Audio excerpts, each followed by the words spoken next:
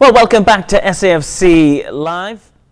We are delighted to tell you that Sunderland have come away with a 2-goal win down at the Cardiff City Stadium this afternoon.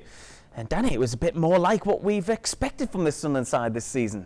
It was indeed, yeah. I think looking at the first 5-10 minutes, a little bit cagey, we were a little bit loose on the ball. And then out of nowhere, we get the penalty, get ourselves in front, and after that, it was probably all about us, wasn't it? I thought we relaxed, played the football, as you said there, what we've played over the last year or so. Lads played with a little bit of freedom, runs forward, Jobe getting hold of the ball for us, top end of the pitch, lads at the back organised, good solid performance and back on track. Let's look back through some of the game then, Danny, if we can, and look back through some of the key moments. But it was Cardiff who started the better. It was, yeah, with Bowler. I thought before the game, I've seen him Blackpool, he's been quite lively, hasn't he? He's had to move to Forest, hasn't quite worked there, no opportunities, but early on I thought he's going to be a handful, but we didn't see much of him after that, and then out of nothing, here we go, Gutas loose with the ball. I don't think it's a penalty, I'll be honest. Yes, he puts his hand on him, and Jobe's on his way down, and then he comes into Phillips after it, doesn't he? But listen, I'm not arguing, no one's going to sit here and worry about that decision. But yeah, I think we've been gifted one there really, and Oshish, once it steps up and tucks it away. Lovely penalty, isn't it? Roof of the net, and gets us on our way. And then, as we said there, after that, the lads settled into it, relaxed, played some good football, played with the confidence, and if anything, 2-0 probably as flat as Cardiff at the end of the game. Yeah, plenty of opportunities for Sunderland. And following that goal from the penalty, the game just swung in Sunderland's favour, didn't it? Yeah. Dan Neil in there pulling the strings, lovely little ball in behind. I think fancy Abdullah Bar, as you said there, to do a little bit more with that, maybe shift it to the right and then pull the trigger like he did with that one late on in the second half. Trey's in there, ball's bobbling about, Dan Ballard's a nuisance when he's up there from set plays. But yeah, it's hard to say, when we've said in recent weeks where we've had too many 4, 5 out of 10 performances. Today we had a lot of 7, 8 out of 10 performances, didn't we? And Joe probably capping it off with a solid 9 out of 10.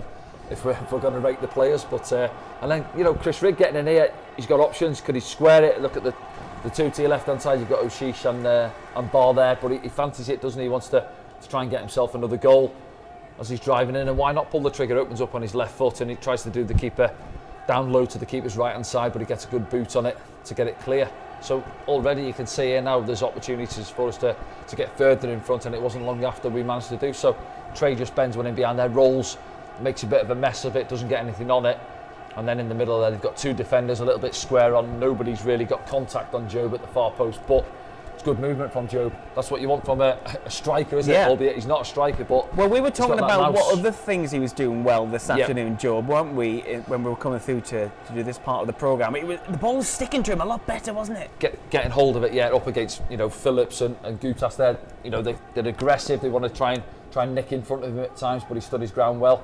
Got hold of it for us, laid it off, ran in behind them, messed them about a little bit, and that's what it's all about from a striker. And I've said it a couple of times there, but the likes of Burstow and the likes of Hemir who come off the bench, they've got to look at that now and say, well, that's what I need to be doing if I'm getting out on the pitch and getting a start.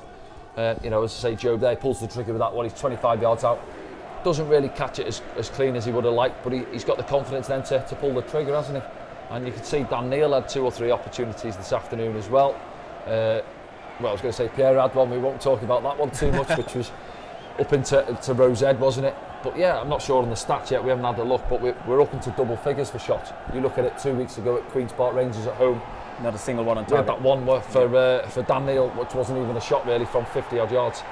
And if anything, second half Cardiff didn't have any opportunities, but we almost invited them back into the game here, didn't we, where Anthony Patterson plays it square to Dan Ballard. He's unaware of where the man is, closing him down. He has a heavy touch. It's not a penalty. He plays it again. Is it Bowler that was still on at that point? Yeah, I think it might have been, yeah. It is Josh Bowler, Josh Bowler it was, yeah. But it's not a penalty. He plays the ball up and against him, and the Cardiff fans were asking for it, but it wasn't. Bar there, a little bit too keen with that, wasn't he? Gets the run on his man, but gets under the flight of it and clatters straight into the back of him. But no. Mike Dodds, pleased for him. It's been a tough period since he took over, but he'll be delighted tonight, won't he, with the lads getting back on the coach there, heading back up north. Yeah, and he got Bradley Dack on the pitch as well. But, I mean, we're looking at this incident now. That was a bit of frustration, really, wasn't it? It was naughty. Yeah, I said, it could have been. It's one of those in the category, isn't it? He's got no intention of playing the ball, danger of hurting. It was at Oshish, wasn't it? And he picks up a yellow there, but it could have been more, possibly. That one there, Phillips does well actually, doesn't it? Jobe's, Yeah. his eyes light up, he thinks I'm guiding this into the corner, but comes over the top of him and does well. And then we've got another couple of opportunities coming up here now for the lads coming off the bench as well, haven't we? Which we'll get onto. Yeah, that one there, Phillips. Yeah, as you said, he was involved a bit, wasn't he, Phillips? I thought he wasn't too bad. Defended quite well at times, quite aggressive, similar to Dan Ballard when he goes forward, wants to get on the end of things. This one here, Gutas, his centre-half partner, guides it onto the crossbar, doesn't he? So never really felt threatened, did we, not after really, the Sunderland first goal from Cardiff? Their opportunities were coming from either a mistake from ourselves or set plays, really, weren't they? But other than that, in open play, they didn't create anything in that second half, Cardiff. And this one from Barr, that's what I was saying for the one in the first half I expected him to do, which was closer in, shift it and try and bend it in the far corner. And here we go now, 3-on-2. Could we make a little bit more of this? You see, could have rolled Hemir in, goes out to Barr, heavy touch, and then MG's back in there to make the challenge on him. And that was his last involvement, wasn't it? Abdullah Barr on the afternoon. And Hemir's, did we see Hemir's? Yeah, well, I think we will in a moment. Hemir's is coming up now, I think. Yeah, I don't know, still this one for Barr. A couple of looks at that. Had to time that well, didn't he, NG? Yeah. And he did. Yeah, this is it now. Here we go. Yeah, go through now, put the burners on. But the same man's coming across, to be fair. He's looking to open himself up, maybe look to get a bit more on it to find that far corner, is he? I'm not sure. Or in the end, he just rolls it straight at the goalkeeper. So they're the opportunities he's got to start making the most of. If he's coming off the bench or if he's getting a start, be ruthless, get the opportunity. He had one actually against Queen's Park Rangers where Steve Cook he stole it off him there and didn't back himself to run on it and to put it away. That probably comes down to confidence, doesn't it? Lack of goals this season and lack of opportunity. And then Mundell at the end, actually a better strike, that one. It is still comfortable for the goalkeeper to his left, but just look at the opportunity we've managed to create this afternoon. So that'll be the pleasing thing as well for Mike Dodds and the boys themselves. Massive confidence boost. Obviously looking forward to the game on Monday now against Blackburn. Yeah, it'll come round very fast indeed. Let's have a look around at the scores from this afternoon in the Championship, if we can. There was a couple of early kick-offs. Bristol City 1, Leicester City 0, Millwall 1 and West Brom 1. And that was the early kick-offs. In the rest of the games, Huddersfield Town 1, Coventry 3, Hull City 0, Stoke 2. A long time since Stoke have won away. Norwich City 2, Plymouth Argyle 1. I think Plymouth were winning 1-0 at the break in that one. Yeah. Preston North End 3, Rotherham United 0. That might relegate Rotherham United this afternoon. Queen's Park Rangers 2, Birmingham City 1. Any other games are draws. Sheffield Wednesday and Swansea 1-1, as was Southampton, stuttering as Middlesbrough come back in the second half to make it 1-1. There's two later games as well. Blackburn Rovers, so of course Sunderland play on Monday. They're playing Ipswich Town with the chance for Ipswich to go into the top two.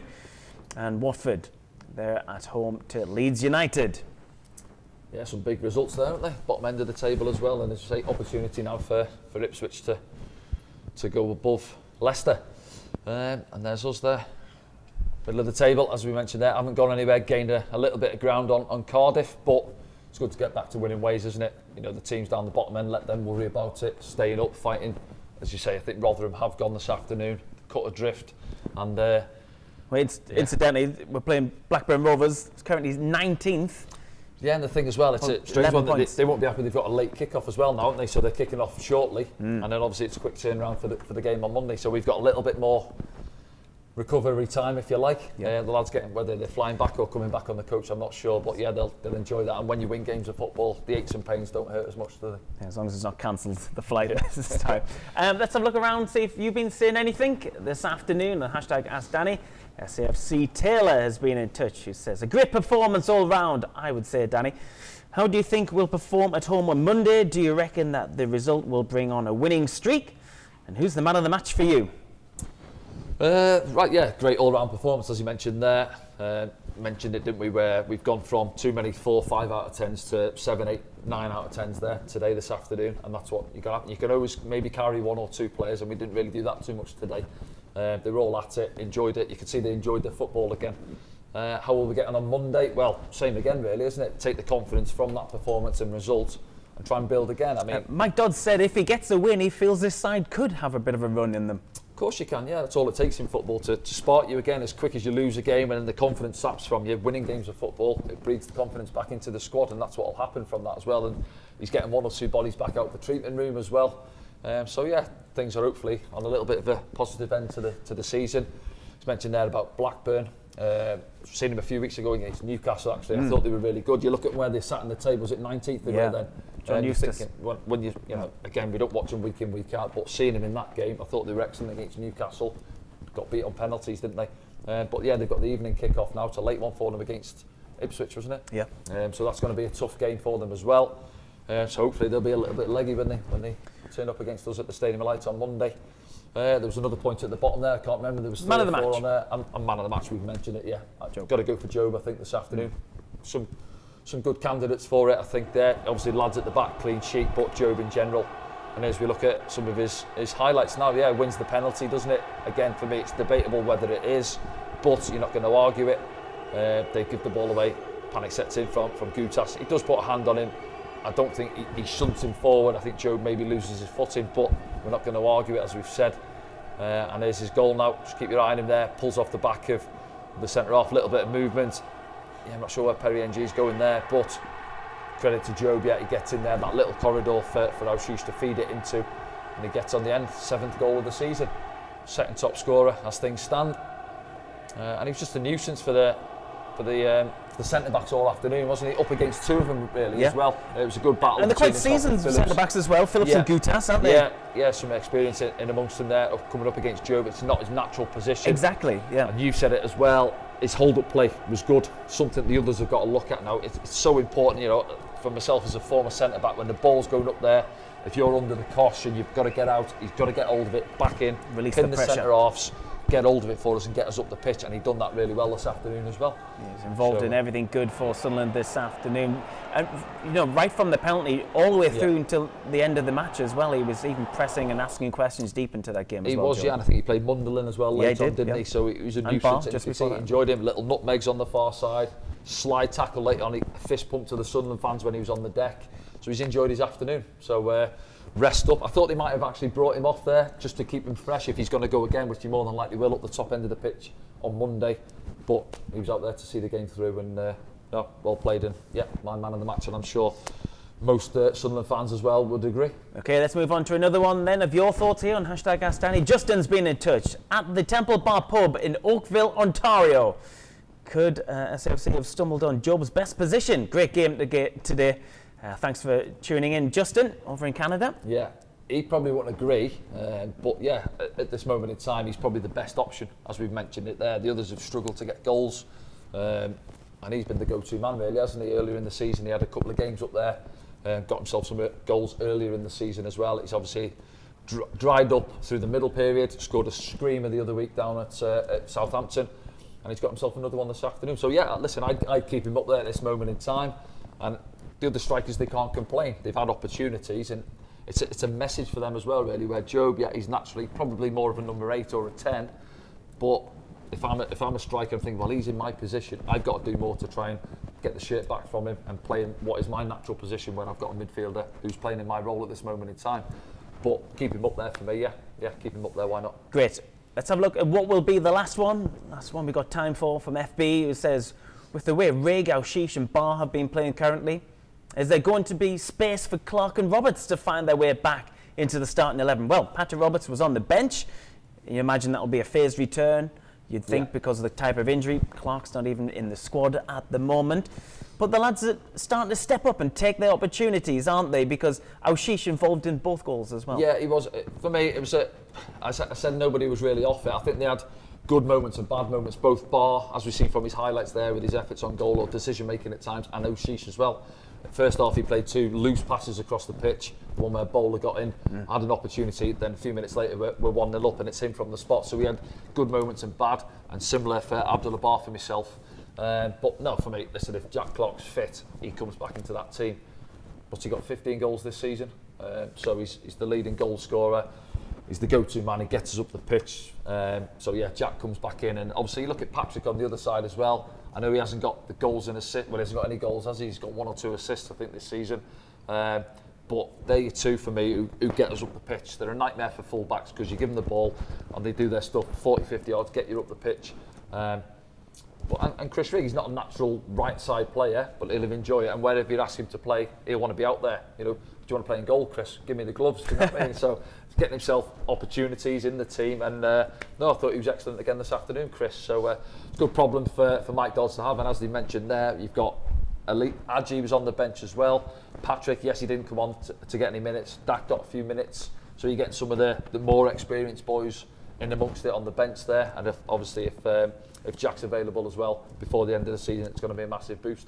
Okay then, Danny, thanks for your company this afternoon. We'll be back together on Monday, where you can watch Sunderland play Blackburn Rovers. And because it's a Monday 3 p.m. kickoff, you can stream this game everywhere, including the UK. Go and get your matchday streaming passes right now from safc.com. And again, if you're watching this and you would like to come to the open training session happening on Wednesday at the Stadium of Light, kids go free, but they have to be accompanied by an adult. You can buy those adult tickets right now at safc.com, as well as your streaming passes for Monday's game. It's a 3 p.m. kickoff. We'll be on air from 2:15.